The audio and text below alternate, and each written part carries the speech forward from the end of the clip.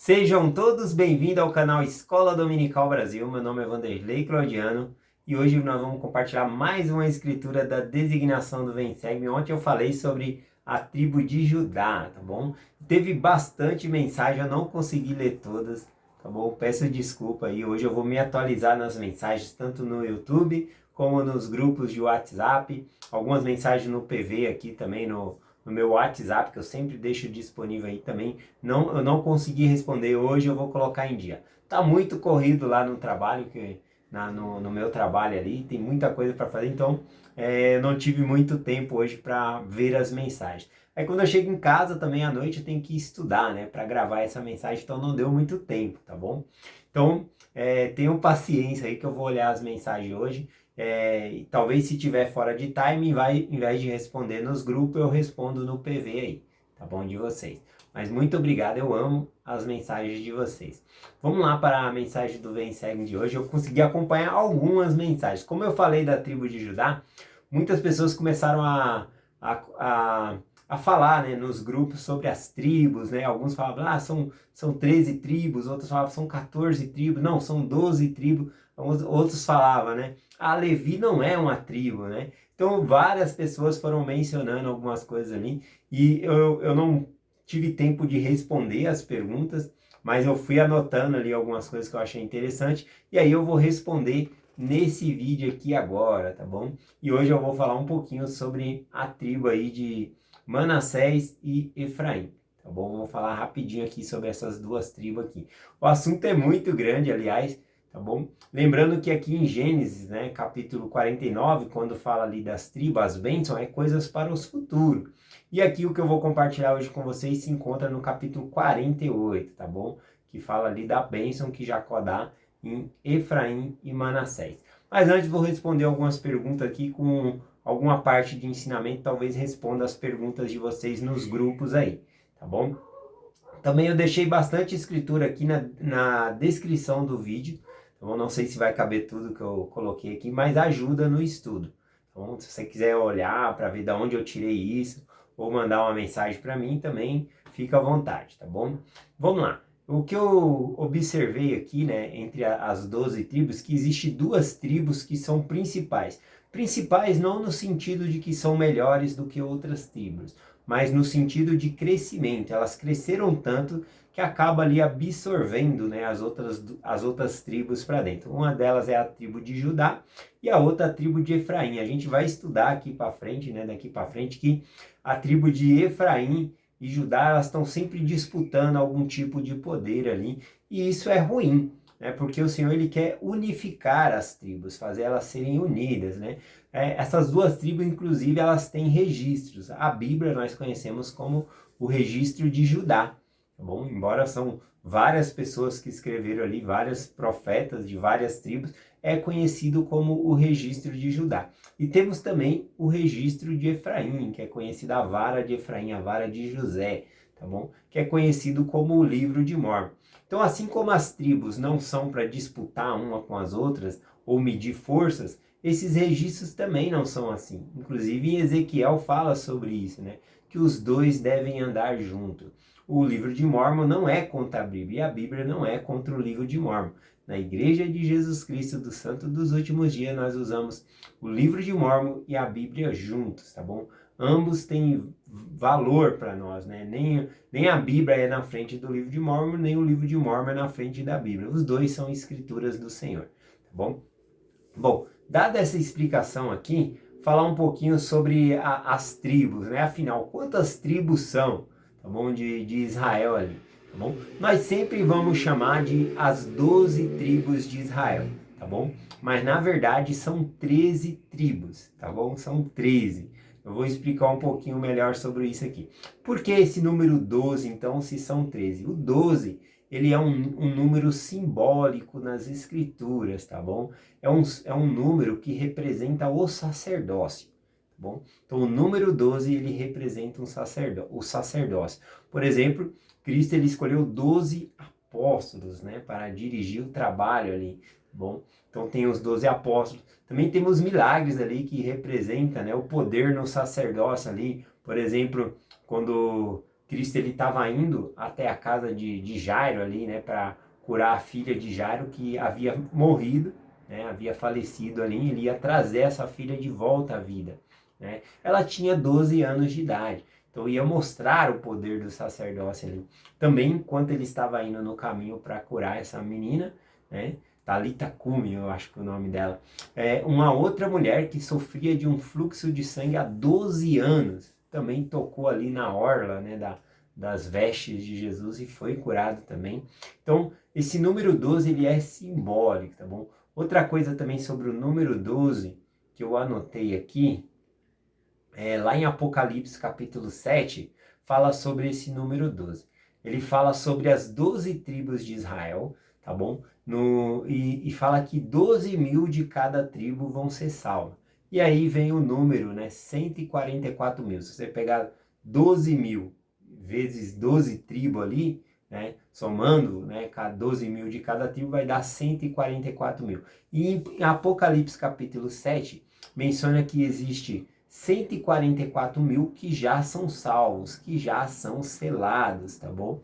Então, o número 12, ele é um número simbólico, como eu falei, do sacerdócio. Então, como você deve interpretar esse número de Apocalipse aí, que fala sobre os 144 mil selados, ou seja, que já são salvos para o Senhor? Bom, nós devemos entender que o 12, ele é um número do sacerdócio, tá bom? Então, dentro de cada tribo ali, as tribos elas são salvas por meio do sacerdócio, por meio das ordenanças no sacerdócio. Então, esse número, como é que ele foi feito ali dentro de cada tribo?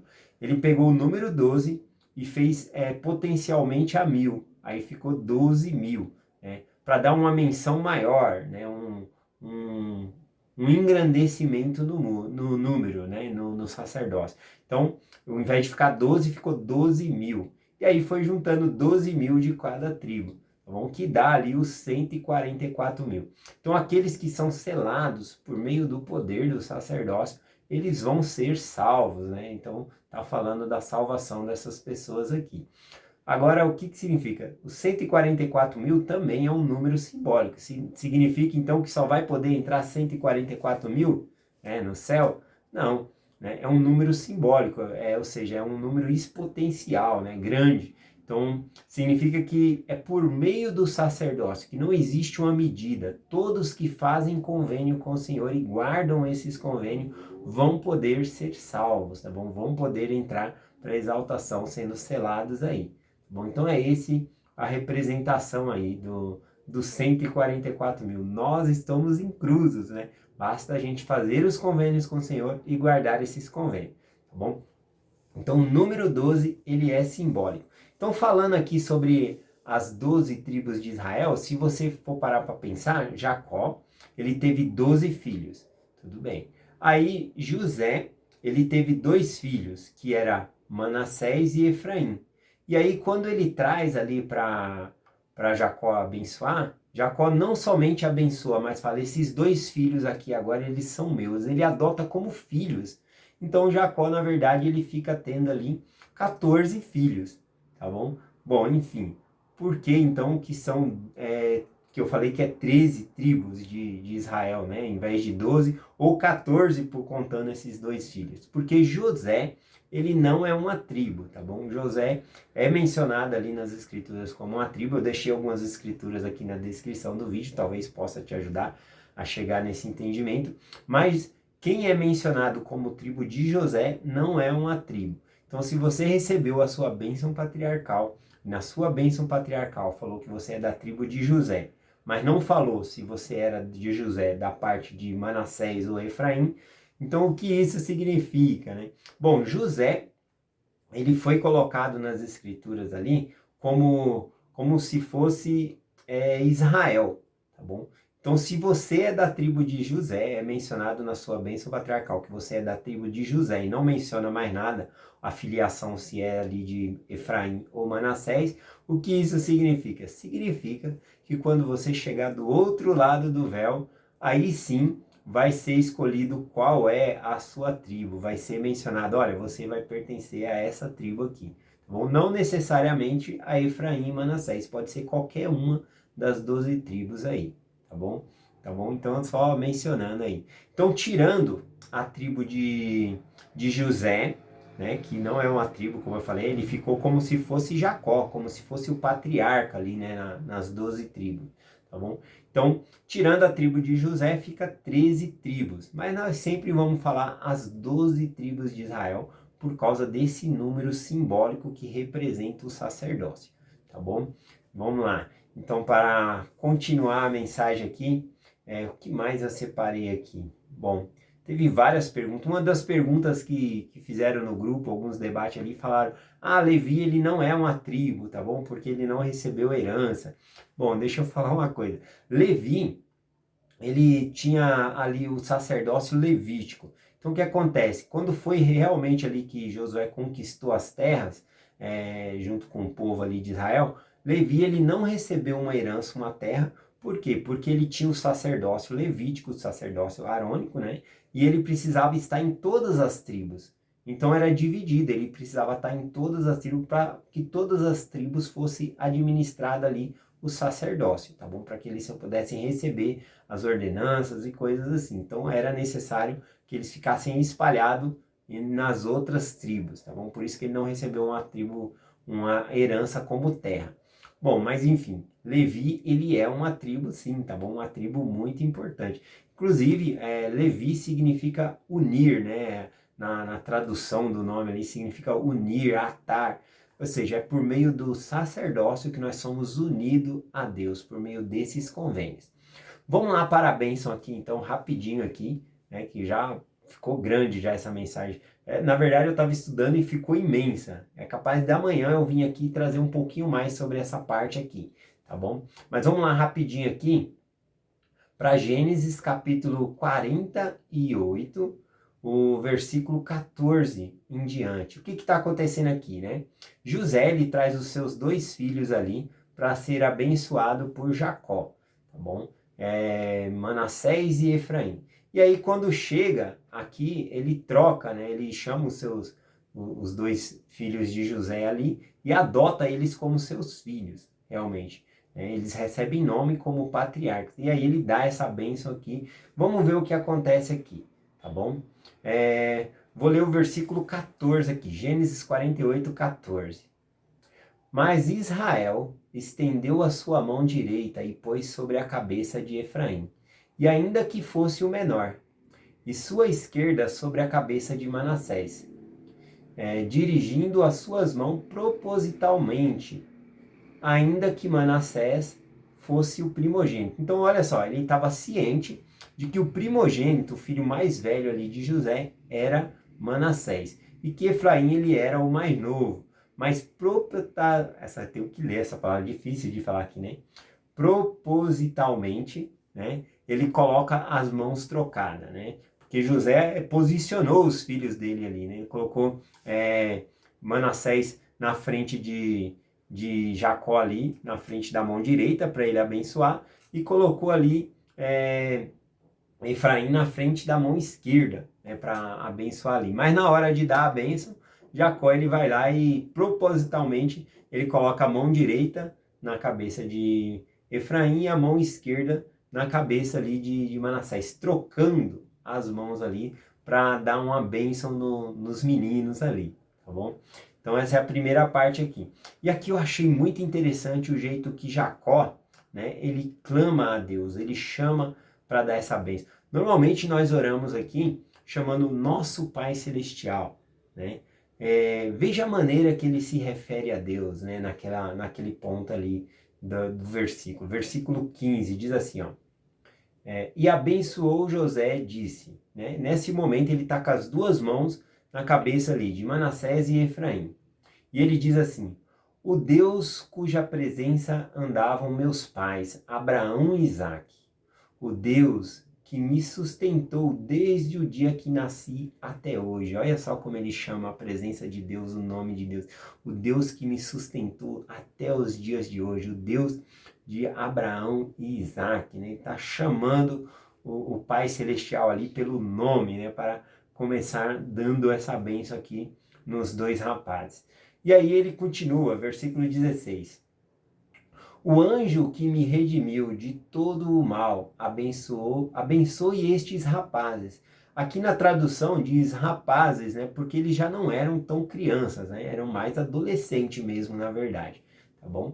Então aqui ele fala, abençoe esses rapazes.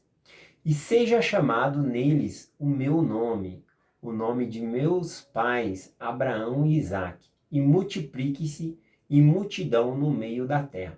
Bom, vou fazer uma pausa aqui porque esse versículo é muito importante. Esse é um peso muito grande quando ele diz aqui que esses dois eles seriam chamados ali como patriarca, né? Ele fala patriarca, Abraão e Isaque ali, né? Então, na verdade, aqui quando ele está dando uma bênção, quando ele chega nesse ponto aqui, José ele percebe algo e ele tenta interromper a bênção ali do pai dele. Porque aqui quando ele fala que multiplique-se a multidão no meio da terra, ele entende, José ele entende na bênção que ele está falando para Efraim essas palavras. E que ele está dando a primogenitura para Efraim, né? E aí nesse momento ele vai tentar interromper. Mas olha só que interessante, quando ele fala aqui, ó, multiplique-se a multidão no meio da terra, no hebraico, tá bom? No hebraico original não tá essas palavras aqui, tá bom? Tá em outros tipos de palavra, né? Que às vezes talvez não faça muito sentido para nós. Diz assim, ó, ele fala, te multipliquem, te empeixarão, multiplicação de peixes, multiplicação de peixes, e aí fala multiplicação de peixes na terra. E peixe não se multiplica na terra, se multiplica no mar. Então talvez aí para ficar um pouco melhor a escritura fizeram esse tipo de tradução aqui. Mas o certo aqui mesmo no original seria dizer essas palavras aqui, né? Como se fosse multiplicação de peixe mesmo na terra. Multiplique-se, multidão de peixes na terra. E aí tem essa questão, que peixe não dá na terra, né? Peixe dá no mar. Mas isso fica fácil quando nós temos um entendimento espiritual da coisa, tá bom? Do que está sendo falado aqui. Bom, quando ele está dando essa bênção aqui, ele está falando de algo no futuro, algo que vai acontecer. E aí eu posso lembrar aqui do texto lá em Mateus 4, versículo 19, quando Jesus Cristo ele chama os seus apóstolos, eles estavam pescando ali, ele chama eles e diz assim, Mateus 4, 19, e disse-lhes, vinde a mim, e eu vos farei pescadores de homens. E homens não nascem no mar, homens nascem na terra. Então, quando ele está falando aqui para Efraim, né, que ele vai multiplicar os peixes, multiplicar os homens, ele vai conseguir ganhar as pessoas, né, as nações. Inclusive, um adendo que eu quero fazer aqui é que os filhos de Jacó, né, os filhos de Israel, ele nasceu na terra prometida. Porém, Efraim e Manassés, ele nasceu numa terra estrangeira, nasceu no Egito. E isso também tem um simbolismo, né? Então eles deveriam congregar, Efraim ele seria responsável por congregar e ajudar as outras tribos a se coligar, né? Fazer essa coligação, juntar as outras tribos por meio do sacerdócio, por meio das ordenanças, tá bom? Por meio da pregação do evangelho. Mas essa é uma promessa para o futuro, tá bom? A gente vê que lá quando Cristo, após a sua ressurreição, ele ordena ali aos apóstolos que preguem o evangelho a todos os gentios. E colocando nesse sentido da escritura aqui, Efraim ele é um gentil, porque ele nasceu fora, né, ali da terra prometida, ele nasceu no Egito. É bem interessante pensar dessa maneira. Então a tradução correta seria essa mesmo, né, que ele multiplicaria a multidão de peixes. Mas que tipo de peixes? Na terra, como está falando. Então está falando de homens, de ganhar pessoas para o evangelho. Tá bom? É uma promessa para o futuro aqui.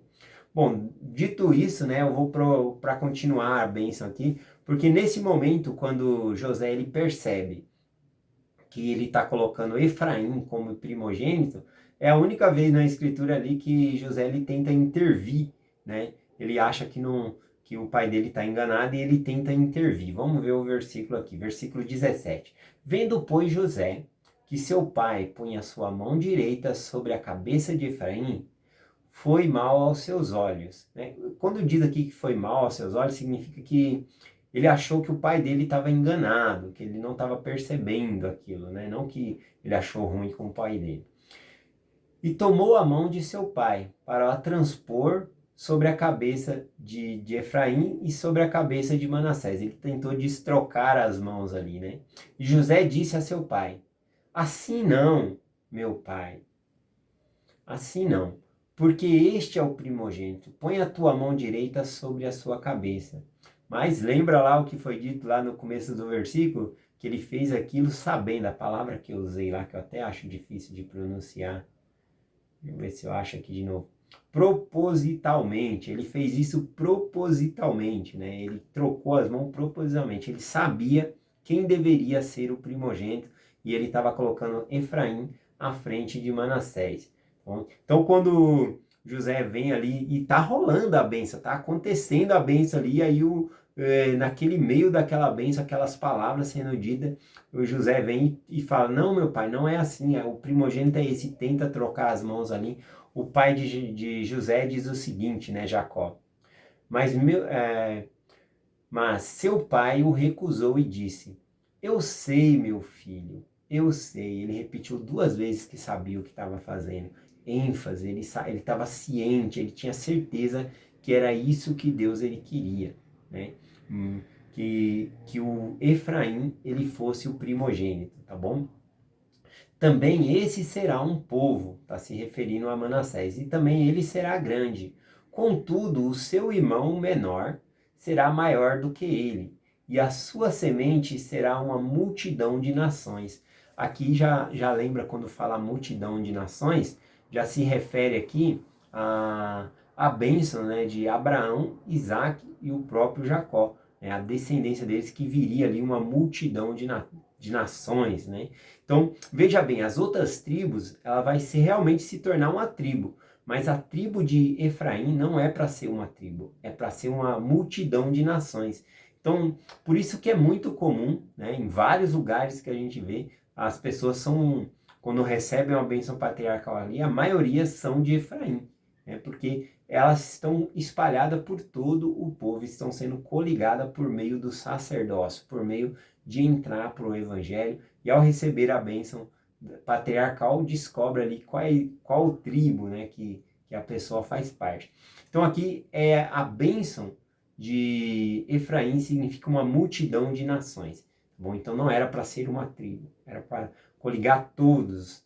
Tá bom? Continuando aqui, diz assim: assim ele os abençoou naquele dia, dizendo: em ti abençoará Israel, dizendo: o Deus te faça como Efraim e como Manassés. E pôs Efraim adiante de Manassés. Quando ele fala que pôs Efraim adiante de Manassés, significa que Efraim, ele se tornou, tá bom?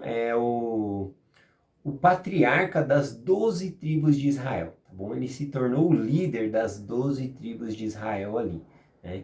O que seria ali que deveria ser Rubens. Na verdade, Manassés ele se torna o segundo, ele coloca ali, eu vou explicar um pouquinho mais amanhã sobre isso, mas ele coloca ali Efraim na frente de como primogênito, como se fosse Rubens, e coloca Manassés como se fosse o segundo ali, Simeão. Ele faz essa menção aqui, depois amanhã eu posso estar vindo explicar um pouquinho mais aqui. Mas é isso que eu queria compartilhar, que são 12 tribos. Outra coisa bem interessante para nós vermos que realmente Efraim ele se tornou o líder, né, das 12 tribos de Israel, ele se tornou ali o patriarca das 12 tribos. Tem uma escritura aqui que eu separei, deixa eu ver aqui. 1 Crônicas, capítulo 5, versículo 1. Versículo 1 e 2. Não, não é esse que eu ia ler, não. Deixa eu ver aqui. Eu acho que era Reis e eu confundi. Depois eu vou dar uma olhada lá. Eu acho que eu não separei a escritura. Deixa eu ver. Bom, eu não separei. Eu posso trazer ela amanhã para vocês, tá bom? Mas eu vou mencionar para vocês que fala um pouquinho sobre a construção do templo, né? Ali fala sobre a construção do templo no templo de Salomão, e ali fala sobre uma pia batismal que foi construída, uma pia batismal redonda, vai falando os côvados ali, os tamanhos, e fala que embaixo dessa pia existia 12 bois, tá bom? Com as patas para dentro ali, né? As partes traseiras para dentro e ficava as partes de fora, né? Da cabeça para fora ali, sustentando aquela pia. E eram 12 bois, tá bom? Então, cada boi daquele significava uma tribo de Israel, que são as 12 tribos de Israel, né? Mas cada tribo de Israel tem um símbolo diferente, né? Como nós temos lá Judá. Judá significa um leão, né? Temos várias tribos, né, tem uma que significa um jumento, tem outra que significa ali uma gazela. Então, cada tribo tem ali um significado. Mas na pia batismal ali colocou 12 bois. E esses 12 bois representam as 12 tribos de Israel. Por que então, se cada tribo tem um símbolo diferente, porque os 12 bois representam as 12 tribos de Israel? Porque Efraim, ele está como líder da dispensação, líder para encabeçar o evangelho nesses últimos dias. Então, por isso, cada tribo ali ela é governada por meio de Efraim.